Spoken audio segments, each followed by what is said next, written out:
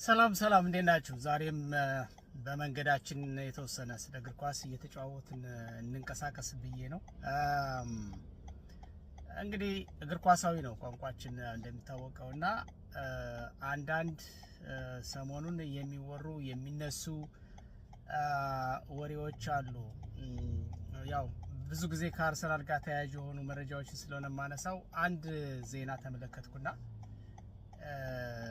ሪዮ ፈርዲናንድ የቀድሞው የማንቸስተር ዩናይትድ ሌጀንድ ሉዊስ ኤንሪኬ የፒኤስጂ አሰልጣኝ እንደሆነ ይታወቃል እና አሁን አርሰናል እያሳየ ካለው አቋም አንጻር በቃ አርሰናል በውድድር አመቱ ማይክል አርቴታን አሰናብቶ ሉዊስ ኤንሪኬን ይቀጥራል የሚል ዜናን መነሻ አድርገው ሲከራከሩ የነበረውን ዜና ምንድነው መረጃ አይቼ ነው እና ፈርዲናንድ ምንድነው የሚለው ምናልባት ሉዊስ ኤንሪኬ አንደኛ በዓለም ላይ አለ የለም የተባለውን ምርጡን ክለብ ፒኤስጂን ትቶ አርሰናል ወደ ተባለ ትንሽ ክለብ አይመጣም የሚል አንድምታ ያለው ንግግር ሲያደርግ ሰማሁት። ሁለተኛ ከመጣም ወደ ማንቸስተር ዩናይትድ ነው ሊመጣ የሚችለው።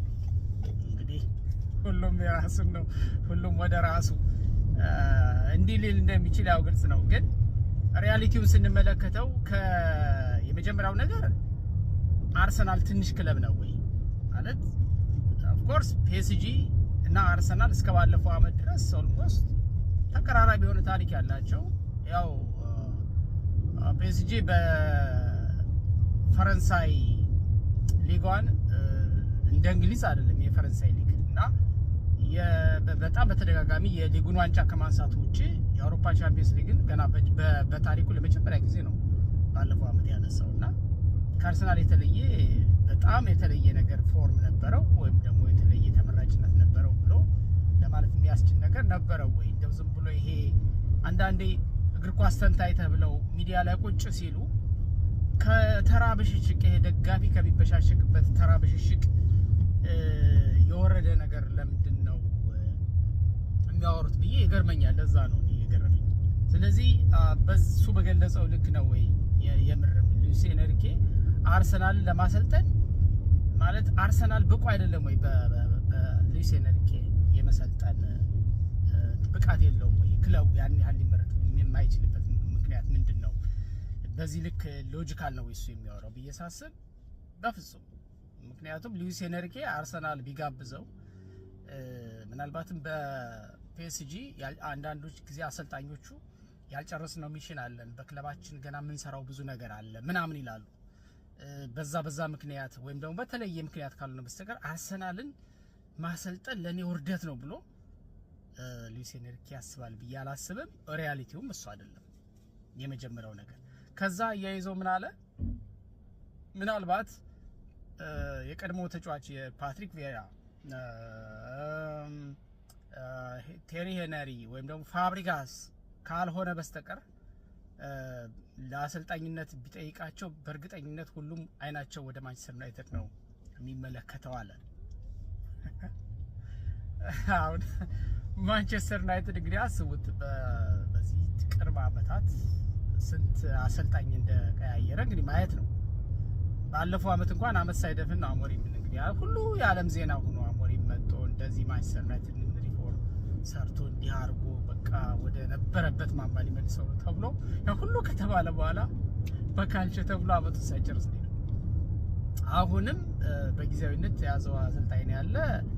አንዳንዶቹ በቋሚነት ሊይዝ ይገባል ይላሉ፣ አንዳንዶቹ ደግሞ ያ ብዙ የተለያየ ብቻ ማንቸስተር ዩናይትድ ገናናነቱ ታሪኩ ካልሆነ በስተቀር አሁን ያለበት ሁኔታ በዚህ ልክ እንድንገምተው የሚያደርግ እንደው አሰልጣኞች ሁሉ አርሰናል ቢባልላቸው ማንቸስተር ዩናይትድ ነው ቀድሞ ይመጣል ወይም ደግሞ ያንን እይታ ሰብሮ ማንቸስተር ዩናይትድ የሚለው ነገር ነው ይመጣላቸው እንጂ አርሰናል ማንም አይፈልገውም ብሎ በዚህ ልክ ወርዶ ማውራት ለምን እንደሆነ እሱ አልገባኝም። ለማንኛውም እሱ ብቻ አይደለም፣ አንዳንድ የአርሰናል ደጋፊዎች ሳይቀሩ የማይክል አርቴታን መሰናበት በጉጉት እየጠበቁት በናፍቆት እየጠበቁት አሉና እነሱም ሳይገርመኛል እና ኦብቪየስሊ ምንድነው ሪዮ ፈርዲናንድ የአርሰናልን ውድቀት ከሚመኙ እንጂ ማንሰራራት ሀያል መሆን ከሚመኙት ነው ብዬ አላስብም። ስለዚህ እሱ ምንም አወራ ምን ይሄ የሚገርም ነገር አይደለም። በተለይ ቀድሞ የማንቸስተር ዩናይትድ ተጫዋቾች ምን አይነት ችግር እንዳለባቸው ከአርሰናል ጋር አላውቅም፣ የሚያወሩት ነገር ሁሉ አፍራሽ ገዳይ ነገር ነው እና ደግሞ አንዳንዴ ሎጂኩን ያልተከተለ ዝም ብለው ከአርሰናል በጣም ድክመት የተባለች ነገር ሲመዙ እንጂ የሚውሉ ወይም ደግሞ ኔጌቲቭ ነገር አሉታዊ ነገር እንጂ ምንም በጎ ነገር መናገር ፍላጎት የላቸውም። ኢቭን መረጃው እያላቸው ማለት ነው። እንግዲህ ተንታኙ ነው ሚዲያ ላይ ቁጭ ብለው ብዙ ገንዘብ መዋለ ንዋይ እየፈሰሰባቸው ገንዘብ የተከፈላቸው እየሰሩ እግር ኳስን በፌርነስ ፌር በሆነ ወይ እንተነትናለን ብለው የሚያወሩት እንደዛ ነው እና የአርሰናል ደጋፊዎችም የማይክል አርቴታን መሰናበት መፈለጋቸው ነው ብዙ ጊዜ እኔ የሚያበሳጭኝ እና ለማንኛውም የአርሰናል ደጋፊዎችም ሆናችሁ የአርሰናል ጠላቶች ወይም ውድቀት ፈላጊዎችም ሆናችሁ የማይክል አርቴታን መሰናበት የምትናፈቁ ሁሉ አይሆንም። መረጃዎች የሚያመለክቱት አዲስ እንደውም ብዙ አመት ሊያቆየው የሚችለው ኮንትራት ኦልሬዲ ቴብል ላይ ቁጭ ብሎ እየጠበቀው ነው። እንደውም ከአመት በፊት ነው ይሄን ነገር ባለፈው አመት በነበረው የአውሮፓ ቻምፒየንስ ሊግ የነበረው ጉዞ ይታወቃል የት ጋር እንደቆመ። በእንግሊዝ ፕሪሚየር ሊግ ሁለተኛው ነው ያጠናቀቀ። ያ ማለት ተፎካካሪነት ነው እና በአጠቃላይ ቡድኑ ገንብቶ በመጣበት መንገድና ባሳየው ፐርፎርማንስ አርሰናልን ወደ ሀያልነቱ መንገድ እየመራው ስለሆነ ጫፍ ላይ ባያደርሰው መንገድ ላይ አካሄዱ ጥሩ ስለሆነ አካሄዱን አይቶ ምንም ይቀሙታል አለ የሚባለው። ስለዚህ አርሰናል ዛሬ ዋንጫ ባያነሳ ነገ ያነሳል ተብሎ ሊገመት የሚችል በአውሮፓ ላይ የትኛውም ክለብ ፈርቶ የሚገጥመው እና ጠንካራ ተገዳዳሪ ክለብ አድርጎታል። ቢያንስ ማንም መጥቶ ከሚፈነጭበት ተራ ቡድንነት አንስቶ ማለት ነው። ምክንያቱም የወረደበትና የወደቀበትን ሌቭል ብዙ ጊዜ ጠቅሼዋለሁ። ስለዚህ በዛ ምክንያት ጥቅማቸውን ስለሚያውቁ ሰዎች የክለቡ አመራሮች በሏቸው አሰልጣኞችን አፖይንት የሚያደርጉ በሪኮመንዴሽን የሚሰጡ ባለሙያዎች በሏቸው። ያው ክለቡ ትልቅ ክለብ ነው፣ ብዙ አማካሪ ነው ያለው በውስጡ። አንድ ሰውና ሁለት ሰው የሚወስነው አይደለም። ስለዚህ ሲወስኑም ደግሞ ዝም ብሎ አይናቸውን ጨፍነው ሳይሆን ካልኩሌት አድርገው ነው ትርፍና ኪሳራቸውን ካልኩሌት አድርገው። እግር ኳስ በካልኩሌሽን ነው የሚመራው፣ በካልኩሌሽን ነው የሚመራው። ካልኩሌሽን ካነሳህ ደግሞ ምን አለ ማለት ነው? ቢሃይንድ ቢዝነስ የሚባለው ሂሳብ አለ፣ ቀመር አለ። ስለዚህ እግር ኳስ ደጋግሜ እንደተናገርኩት የነፍስ ስራ አይደለም፣ ወይም ደግሞ ዝም ብሎ የቲዮሪ ስራ አይደለም፣ የተግባር ነው። ቢዝነስ ነው፣ ሂውጅ ቢዝነስ ነው። ቢዝነስ ነው ካልኩሌት የምታደርገው። እግር ኳስን የሚመሩት ለምሳሌ በአለማችን ላይ ያሉ ቢሊዮነሮች ናቸው በዋናነት የሚይዙት አይደለም። ያ አክሲዮን አይነት ባህሪ ያለው ክለብ አለ፣ ግን ዞሮ ዞሮ አንበሳው ድርሻ ትልቁን ነገር የሚወስዱት ቢሊዮነሮች ናቸው በዋናነት የሚይዙት ክለቡ። ስለዚህ እነዚህ ሰዎች ደግሞ የመዝናኛውን ኢንዱስትሪ ወደ ቢዝነስ ቀይረው ነው እየመሩት ያሉት።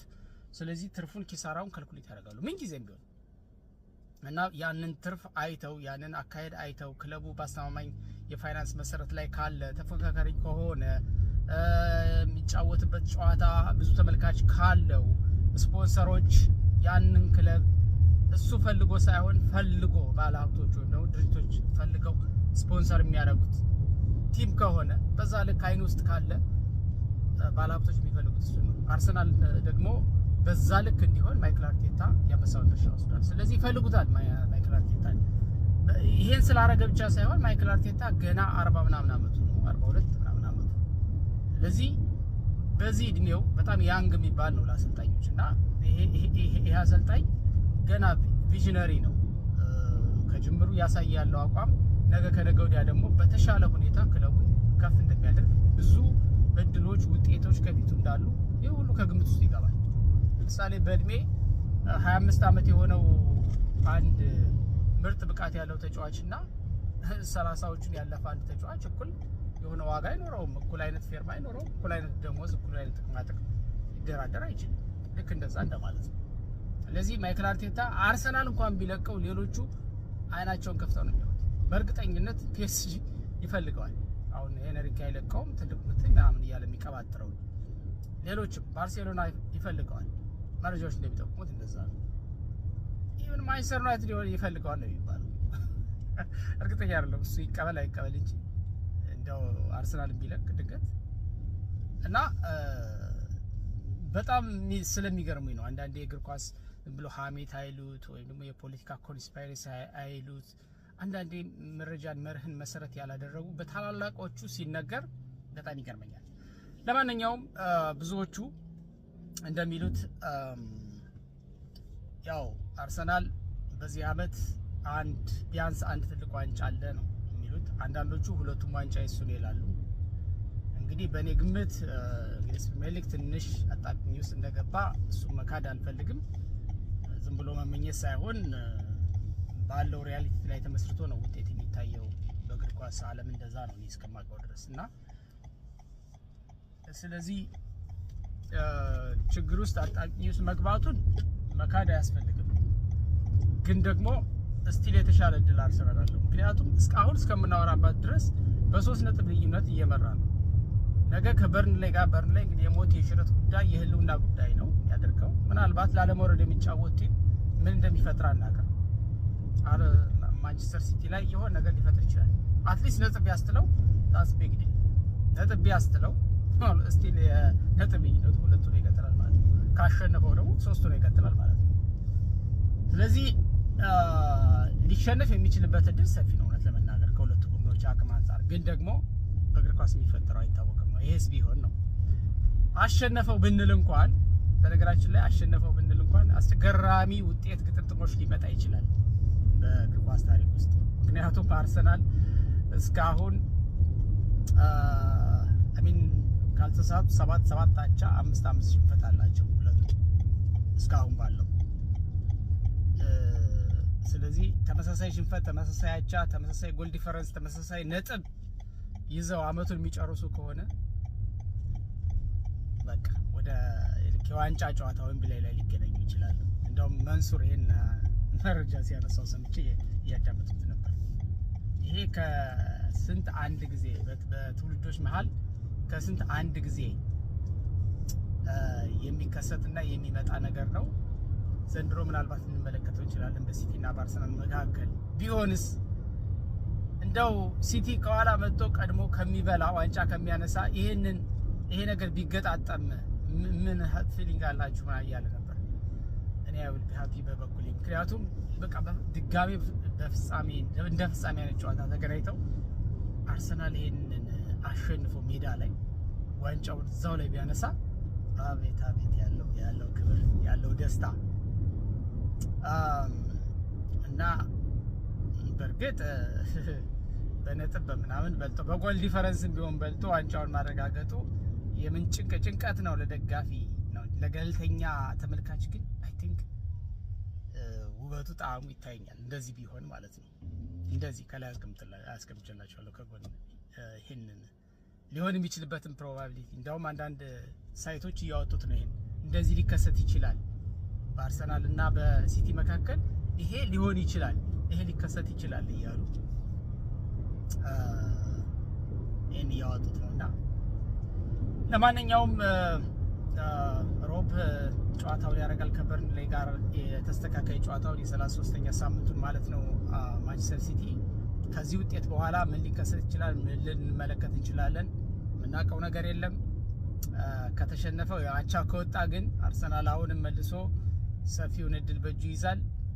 ሲቲ ደግሞ እንደተጠበቀው ካሸነፈ እንግዲህ የጎል መጠኑንም ብዙ ጎሎች አስቆጥሮ ሊያጠበው ይችላል ወይም ደግሞ በነጥብ ብቻ ሊስተካከለው ይችላል። እንደ ሁኔታው ነው።